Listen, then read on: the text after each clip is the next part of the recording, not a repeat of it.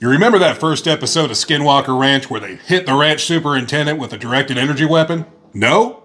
Let's watch. One day I decided to do some digging, and then 3 days after, I noticed that I had a goose egg on the back of my head. By the time I let my wife finally take me to the emergency room, the goose egg had actually spread through my entire head. My scalp separated from my skull. The pain is so excruciating. I've never felt anything like it before in my life. The doctors had no idea what caused it. Hold up. That's the same brain scan that was used in a Vice article.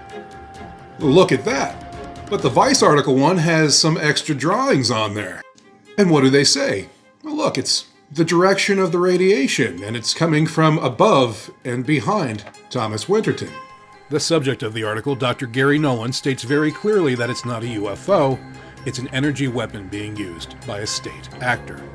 This is going to come as a shock to a lot of you, but Skinwalker Ranch probably doesn't have anything to do with aliens and has everything to do with exotic weapon technology.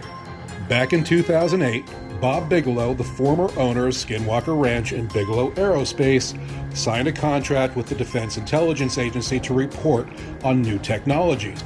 The reports they were preparing were meant to encapsulate everything around advanced aerospace weaponry, including lift, propulsion, etc., including the human effects of being in contact with these new technologies. One of these reports deals with the anomalous acute and subacute field effects on human biological tissues. It was prepared by Dr. Christopher Kit Green, and he goes over how various advanced aerospace technologies can expose humans to exceptionally strong exotic fields that can cause all kinds of crazy shit, heating and burn effects, internal neurological psychiatric injury, etc.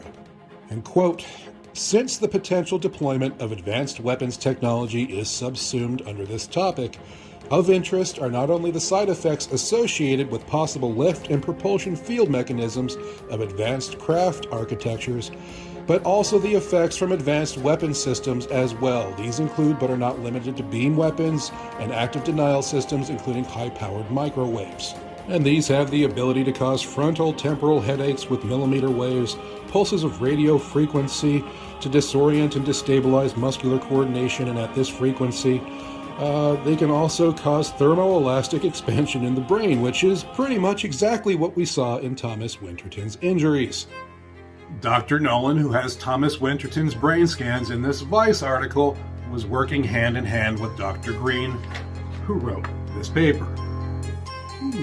It's funny, you don't hear any mention of skinwalkers in any of these briefs that Bigelow Aerospace put together, so it's looking a lot less like spooky paranormal and a whole hell of a lot more like treason.